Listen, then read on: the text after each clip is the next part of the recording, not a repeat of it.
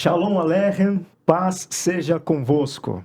Mais uma vez nós estamos aqui para mais um programa Israel para Jesus. Você que já nos acompanha aí há mais de um ano, né, um ano e meio, você já conhece, né, qual é a temática do nosso programa, o que a gente aborda aqui, né, qual que é o direcionamento que o Instituto Tzadik, por meio aqui do nosso programa, quais são as questões que a gente aborda. Mas para você que está, de repente, aí chegando por agora, nós somos uma organização que, por meio deste programa Israel para Jesus, nós trazemos conteúdo e informação a respeito do povo judeu, a respeito de Israel. Falamos sobre as tradições, sobre os costumes, sobre a cultura milenar deste povo da Bíblia.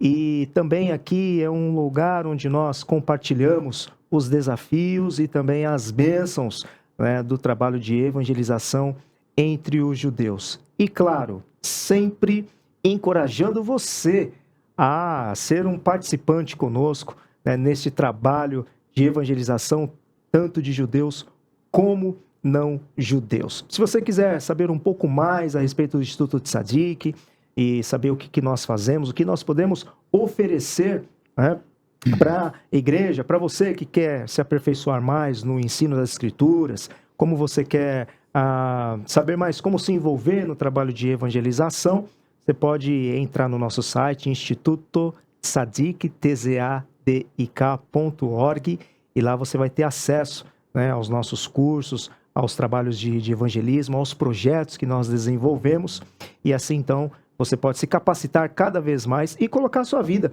à disposição do Senhor para ser uma testemunha dele aonde quer que você esteja, seja na sua casa, seja na universidade, no ambiente escolar, seja no seu trabalho, onde quer que você esteja.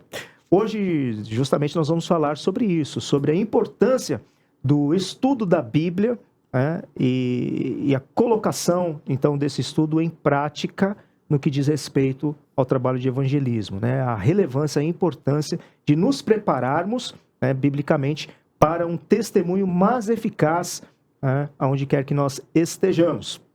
Aproveito aqui para dizer, nós temos cursos EAD, cursos, né, que abordam várias questões bíblicas, e você pode, por meio dos nossos canais, no Instagram também, você pode conhecer. E nós vamos abordar justamente sobre isso no programa de hoje.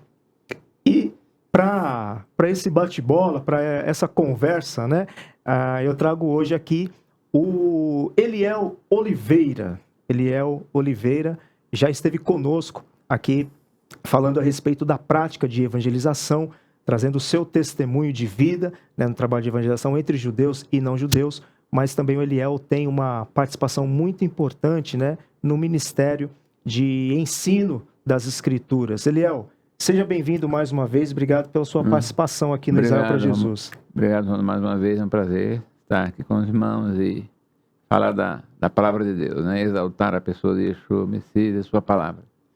O Eliel, ele é membro da Igreja Presbiteriana do Brasil, em Boa Viagem, em Recife, está aqui em São Paulo aí por algumas semanas, por alguns meses, e aproveitamos para trazê-lo aqui. Ele, na igreja, exerce um ministério junto ao Núcleo de Missões e Evangelismo, né?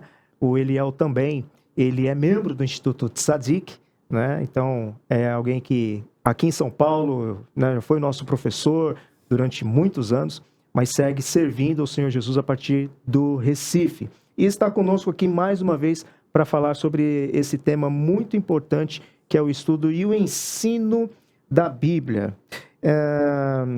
Eliel, eu queria que você pudesse falar um pouquinho para a gente, né, para a gente começar essa nossa conversa, qual que é a importância do conhecimento bíblico para o crente no que diz respeito à evangelização? Romualdo, é imprescindível, é obrigatório mesmo, é fundamental, conhecimento bíblico que o crente tem que ter. Primeiro, para conhecer o próprio Deus. Como é que eu vou conhecer alguém se eu não tenho informações dele? Eu tenho que ler a Bíblia. O crente tem que ler mesmo, mas não é uma leitura superficial. Ele tem que ser diligente em ler e conhecer as Escrituras e conhecer o Deus Criador. Uma coisa que a gente vê na Bíblia que Deus mais faz questão é que o conheça, né? Lá, o texto diz que conheçamos e prossigamos conhecer ao Senhor, né? Está lá em, se não me engano, Oséias, capítulo 6, né? Deus, através do profeta Oséias, apelando, exertando o povo de Israel, né? E a gente aplica isso para a igreja do Senhor Jesus, que é aquele organismo vivo, constituído de judeus, redimidos e gentios redimidos, que formam uma noiva do Cordeiro, né? A igreja. E então é vital, é fundamental, é imprescindível o crente estudar a Bíblia. E é para ser aplicado em todas as áreas da sua vida. E, particularmente, contra a evangelização, também ainda se reveste de uma maior importância. Por quê? Porque você vai estar dando informações para um outro ser humano. Se você der informação errada, ainda mais são coisas eternas, que têm as suas consequências eternas. Se você passar a informação errada, é muito sério diante de Deus. Então, eu tenho que ter conhecimento bíblico, eu tenho que ser diligente, ler a Bíblia, estudá-la, né? Por exemplo, aqui eu gostaria de ler aqui, olha que o Espírito de Deus, através de Paulo, eu gosto sempre, quando cito os textos bíblicos, eu quero enfatizar que não foi um homem que falou aquilo. O homem que Deus usou, no caso aqui, foi o apóstolo Paulo, um judeu que veio a crer em Yeshua, tão perseguidor de Yeshua, da igreja, e que um dia reconheceu que Yeshua é o Messias, quando Yeshua apareceu a ele pessoalmente, né? Nós sabemos disso. E em Colossenses 3,16, o que é que o Eterno, o que é que Deus, pelo seu Espírito, diz através de Paulo, a exortação. Ele fala assim, Colossenses 3,16, habite ricamente em vós a palavra de Cristo. Habitar ricamente não é superficialmente, não é uma coisinha. É ricamente em vós a palavra de Cristo. Para isso o crente tem que ler, estudar e obter as informações, conhecer o Deus que dizem que crê, o Senhor da sua vida, que morreu lá na cruz, o Messias, Yeshua, né? Tem que ler. Então ele diz, habite ricamente em vós a palavra de Cristo. Instruí-vos e aconselhai, ou em outras traduções, exortai-vos mutuamente. Como é que eu vou instruir o outro, aconselhar ou exortar, se o meu conhecimento dos desígnios de Deus, das exortações, da sua vontade, é superficial? Não é? E se eu não tiver conhecimento correto, eu vou passar uma informação errada para ele, e isso tem consequências eternas, muito sério, né? Aconselhai-vos mutuamente em toda a sabedoria, aí diz, louvando a Deus com salmos, hinos e cantos espirituais com gratidão em vosso coração. Como é que eu vou louvar a Deus se eu não tenho um conhecimento dele, da sua pessoa, da sua natureza, do seu caráter, de como ele é, de como ele age, né? Como é que eu vou? Como é que eu vou elogiar uma pessoa se eu não conheço, não tenho informação a respeito dela? Não é? Eu tenho que ter contato, me relacionar, conhecer essa pessoa. Como é que eu vou falar alguma coisa do Romualdo se eu não conheço o Romualdo? Possível, né? Então, o estudo da Bíblia se reveste uma importância vital na vida do crente, para todas as áreas, em particular na questão da evangelização, na questão da missão que o crente tem, foi dado por Deus, né? Para espalhar o evangelho para o mundo todo, para Yehudim, judeus e Goi, gentios, né? É fundamental isso, né? Muito bem. Eu estou muito feliz hoje, né, de estarmos nesse programa aqui, nessa entrevista, nessa conversa, nesse diálogo com o Eliel, porque o Eliel fez parte da minha formação no que diz respeito ao estudo da Bíblia, né? A minha formação acadêmica, posso dizer assim, foi meu professor no curso de missões judaicas. Quando eu entrei, né, para começar os estudos, né, isso ainda em 2004, e o Eliel foi um dos meus professores na matéria de História e Costume de Israel. Depois eu entrei para o Instituto Tzadik, passei a ser professor juntamente com ele. Aí o Eliel saiu, né, foi para o Recife, e eu assumi a cadeira ali que por tanto tempo o Eliel foi professor e abençoou a vida de muitas pessoas. Então, Eliel, você foi usado por Deus, juntamente com os nossos demais irmãos professores, para o meu conhecimento bíblico, para um conhecimento mais profundo a respeito de Deus e para o trabalho de evangelismo. Queria deixar isso público aqui, né? E fazer dar essa mensagem de honra a você. Quando é que começou, então, Eliel, o seu interesse pelo... Antes da tua pergunta, né? Claro que Deus nos usa, fomos criados para ser úteis e depois salvos para ser úteis. depois que entrou o pecado no mundo, o homem se tornou inútil. Está bem claro na Bíblia. Sim. Né? Mas eu já li o texto em Lucas 17 e eu fiquei impressionado com Jesus falando. Para os seus discípulos, os talmidim, que a gente coloca lá no pódio, né? Isso. Aqui dizia que eram homens de Deus, né? Depois tornaram os apóstolos. O que Jesus falou para eles? Olha, vem cá. Depois de tudo que vocês fizerem, dizei, somos servos inúteis porque fazemos apenas o que devíamos fazer. Olha, vocês sejam humildes, reconheçam que vocês não fazem nada. E é assim conosco, né? Sim, Se a gente sim. faz alguma coisa, é pela graça e misericórdia. Exatamente. Deus que nos capacita. Isso Exatamente. o texto bíblico diz. Que é Deus quem efetua em nós tanto querer, Ele produz em nós o desejo Sim. do seu Espírito, Exato. e o realiza Ele que nos capacita. É Ele operando em nós através de nós. Sim. E ele que concede, né, dons, né? Exatamente, para cada um Do ensino, dom do evangelismo, da evangelização. Então, nada flui de nós mesmos, né? Basta nós nos colocarmos à disposição do Senhor, que Ele nos capacita e Ele nos usa, né? Claro, como, né, sempre diz, apesar de nós, né? Apesar Ele de nós, nos usa. né? Esse texto sempre me falou forte. E quando começou esse interesse pelas escrituras, no sentido do próprio ensino e também da questão do ministério de ensino, o lecionar, a docência? Eu nasci num lar evangélico, né, cristão, meus pais crentes, e meu pai daquela época da tradição, né, e ele fazia, eu dou graças a Deus por isso, ele fazia sempre o culto doméstico, trabalhava muito, corria, era professor, ia para a escola, mas ele encontrava um tempo para fazer o culto doméstico com a gente, né, somente no final de semana, porque era de dia e de noite trabalhando para sustentar a família, e fazia o culto doméstico. Isso foi criando aquele desejo, amor pelas escrituras, toda a família, né? E quando nós aprendemos a ler, ele já dava uma Bíblia, aqui, 4 capítulos por dia para ler, viu? Era 4 capítulos que ele tinha que cumprir. E assim nós lemos a Bíblia mais de uma vez, toda ela, do Apocalipse, né? E isso vai despertando o Espírito de Deus, vai trabalhando, não é? Mas uma coisa no escudo doméstico, ele sempre centrava, falava dessa questão de Deus lidar com Israel, ele destacava Israel nas Escrituras. E isso foi despertando na gente, esse amor para com o povo judeu, além da leitura individual nossa, a gente fazia, porque ele pedia, tem que começar em Gênesis, a gente via, né? Todo o Antigo Testamento lá, havia as histórias fantásticas que Deus trabalhando com Israel, como eu também fico com meus filhos, né? Meus filhos falam, vai pai, conta essa história de Israel, conta. Né? Então, o Espírito vai produzindo esse amor, esse interesse de conhecer a Escritura, né? E começou por aí. E depois, quando eu entrei para a Palavra da Vida, né? Como eu te falei, realmente uma organização zelosa, né? Foi um ano muito abençoado naquele ano de 77, quando eu fiz o curso básico. Isso despertou. Eu me lembro que tinha o horário devocional antes de começar as aulas, aí os alunos, depois do café, acho que era meia hora de devocional. Aí eu corria lá, peguei uma agenda, aí eu comecei eu preciso entender a Bíblia. Aí eu copiava os versículos para memorizar e ver os detalhes das informações, sabe? E assim foi. E o negócio sedimentou aonde? No ITB, na Missão Brasileira Missionária, que o negócio amou porque a interpretação, graças a ela, é literal, embora sabemos que a Bíblia tem muita linguagem figurada, mas toda linguagem figurada quer ensinar uma verdade literal e real e eterna, né? E isso acendeu, né? E graças a Deus, pela misericórdia de Deus, Ele tem mantido isso em mim. Sempre ler, pesquisar a Escritura, e como não é gostoso, né, Romualdo? Quando você pesca um detalhe ali que você já leu tantas vezes, meu Deus, que coisa, né?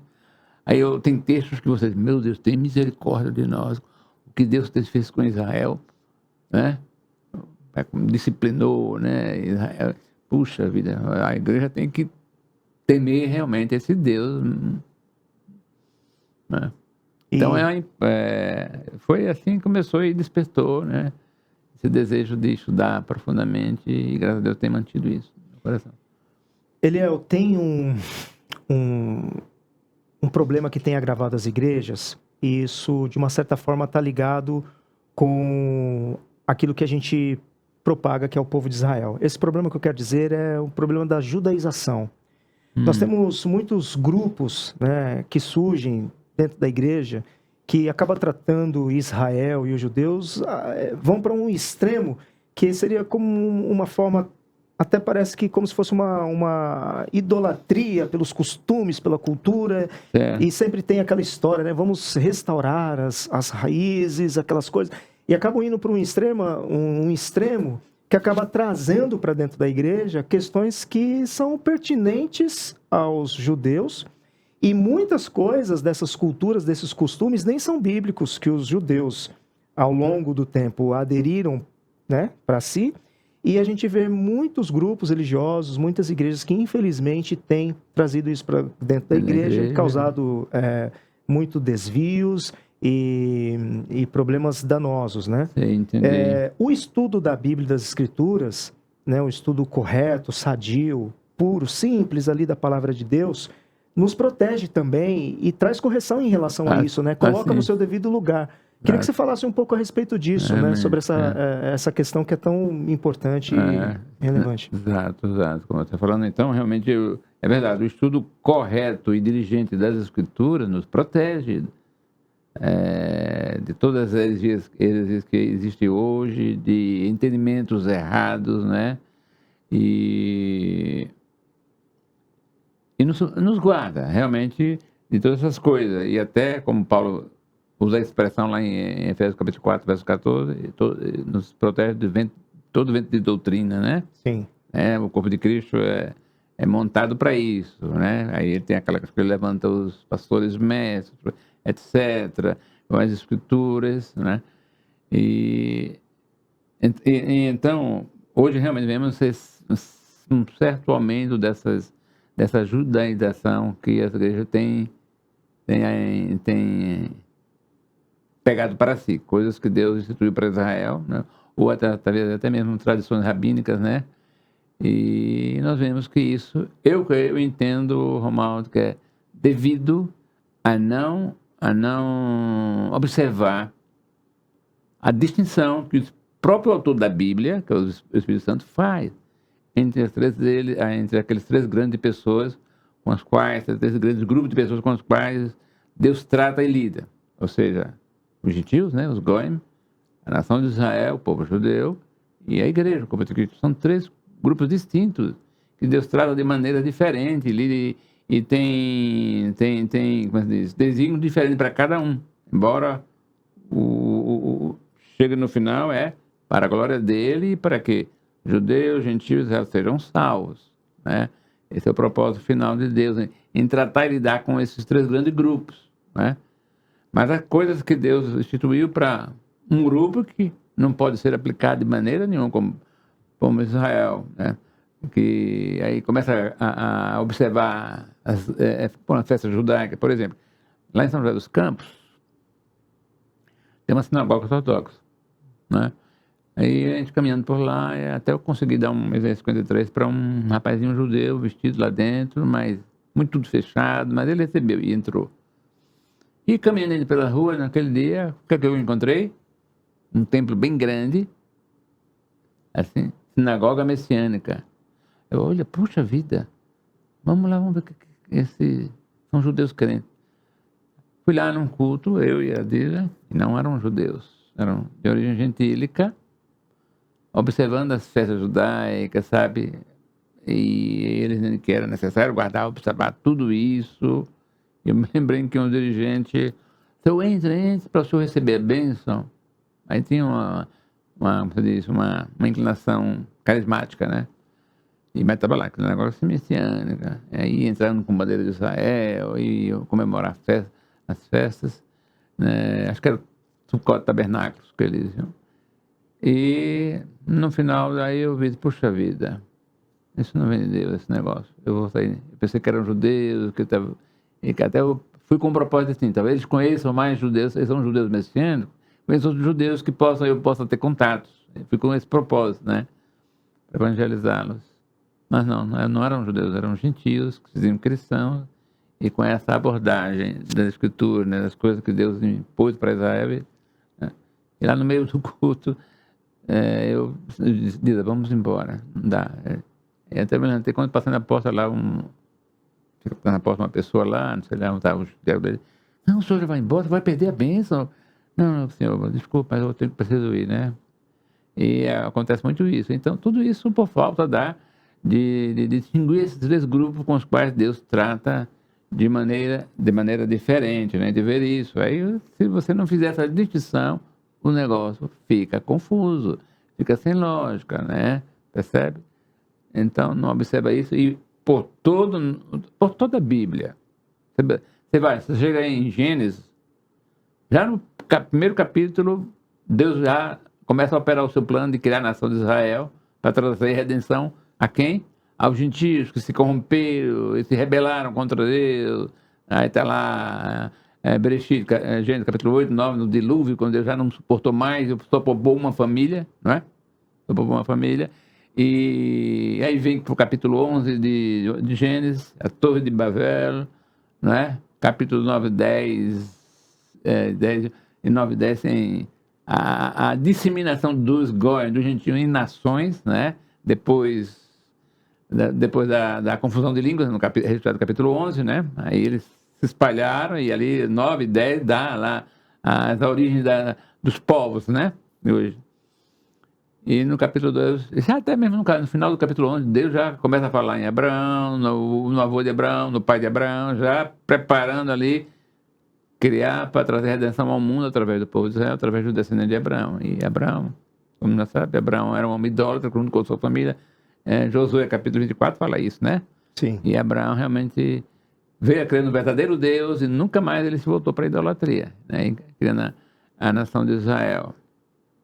E a gente vê, então, hoje em dia, por não observar isso, né? Esse grupo, olha, que aqui, até aqui Deus está falando e tratando com os gentios, capítulo 11, até capítulo 11 de Gênesis, 12 já começou, Deus começou a entrar, a agir para criar a nação de Israel, não é?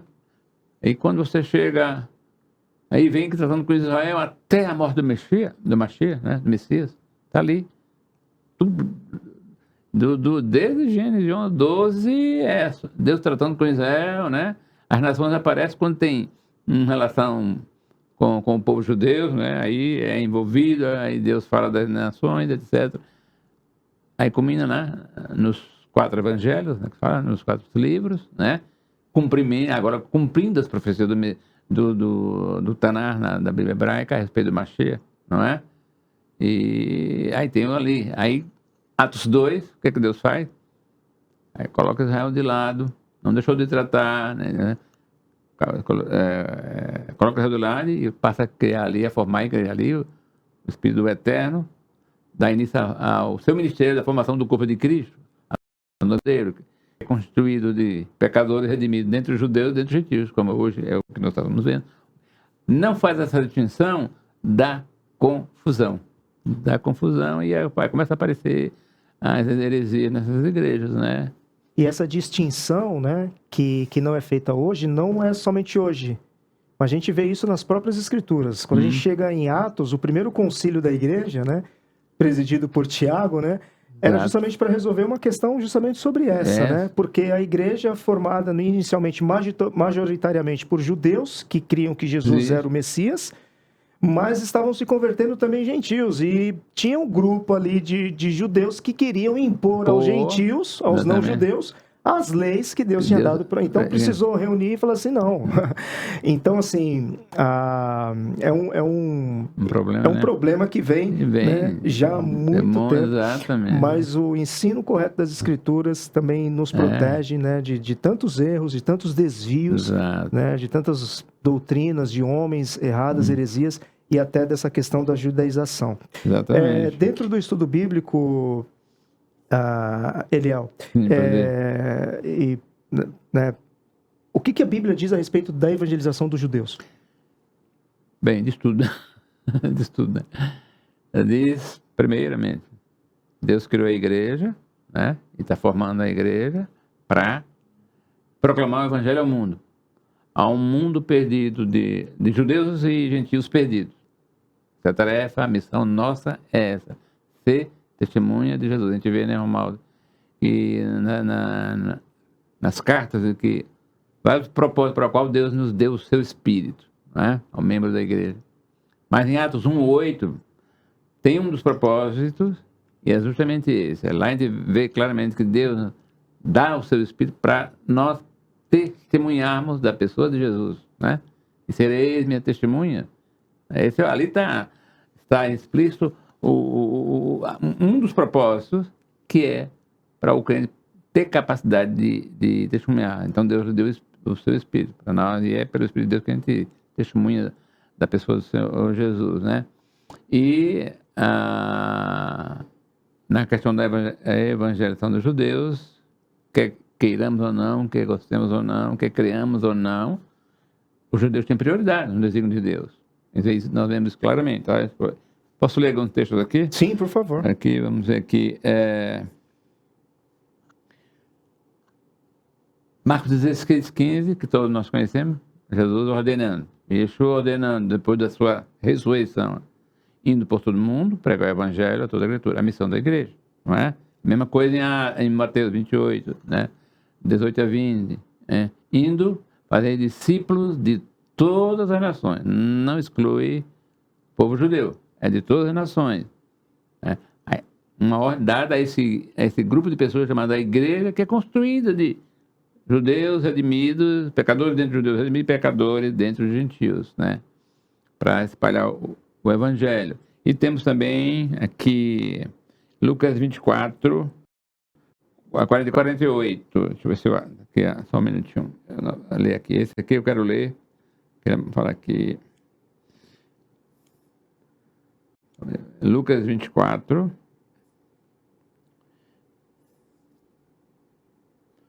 É, 24, 44 aqui. Olha que o Senhor Jesus declarou aqui, né? Após a sua ressurreição. A seguir, Jesus lhes disse, quando Jesus apareceu aos discípulos: são essas as palavras que eu vos falei, estando ainda convosco. Importava-se cumprir tudo que de mim está escrito na lei de Moisés, na Torá, não é? Nos profetas, nos Neviim e nos Salmos, Terrilim, ou seja, no Tanakh, né? A Bíblia hebraica. Então, lhes abriu o entendimento para compreender a Escritura. Está aqui, é Deus que abre, né? A gente tem que aprender isso. É Ele que abre o nosso entendimento. Sim. E lhes disse: assim está escrito que o Cristo, que o Messias, havia de padecer e ressuscitar dentre os mortos ao terceiro dia. E que em seu nome se pregasse arrependimento para perdão de pecado a todas as nações. Aí ele não dá detalhes de o Yeshua, Jesus deve estar começando da onde? Daqueles que têm prioridade nos desígnios de Deus, começando de Jerusalém, começando com os judeus, não é? Começando de Jerusalém. Interessante, no verso 48, Jesus puxou a orelha do seu tio lá. Olha, vocês são testemunhas oculares dessas coisas, de que o Messias padeceu, morreu e ressuscitou. E ele também seria um testemunho ocular da sua ascensão, não é? E assim, e hoje, Deus nos responsabiliza por essa missão, né? Somos testemunhas deles oculares? Não, ninguém hoje, no século XXI, jamais viu a Jesus, né? Corporalmente, fisicamente, como seus discípulos. Viram? Né?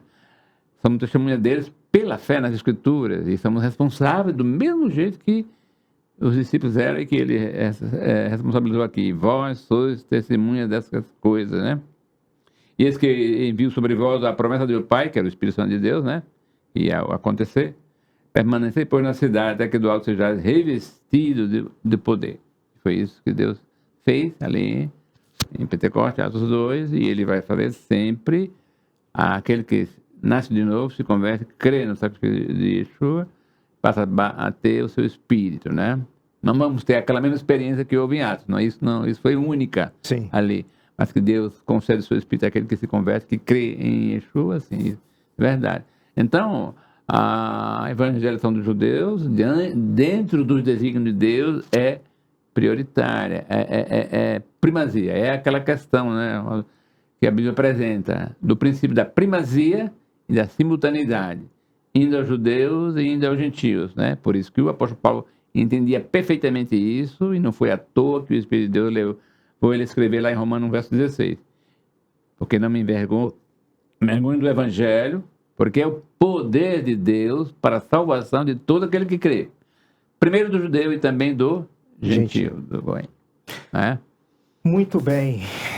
Olha, para você que sentiu-se aí, né, instigado, encorajado em estudar mais as Escrituras, depois desse bate-papo tão gostoso aqui com o professor Eliel, como disse no início, né, o Instituto Tzadik oferece cursos, você pode, através das nossas redes sociais, saber mais aí como você pode se aperfeiçoar mais para sua própria edificação, para conhecimento, né, mais profundo a respeito deste nosso Deus e também com mais propriedade, então, com base aí na palavra de Deus, ter aí ferramentas eficazes para que você possa ser uma testemunha, né, de Jesus, né, para qualquer grupo, né, que seja, tanto judeus como não judeus. Eliel, muito obrigado mais uma vez pela sua participação aqui no Israel para Jesus, e Deus abençoe você e sua família. Vou responder sobre Todarabá. Todarabá, né? É um agradecimento, né? Muito obrigado. Em hebraico, né? Muito obrigado. Aqui você aprendeu mais uma palavra aí, mais uma saudação em hebraico. Todarabá. E eu quero dar a vocês Todarabá. Muito obrigado pela sua participação, por chegar até aqui ao final conosco assistindo o programa. Deus abençoe você e sua família. E até o nosso próximo programa. Shalom Aleichem. Lehitraot. Lehitraot.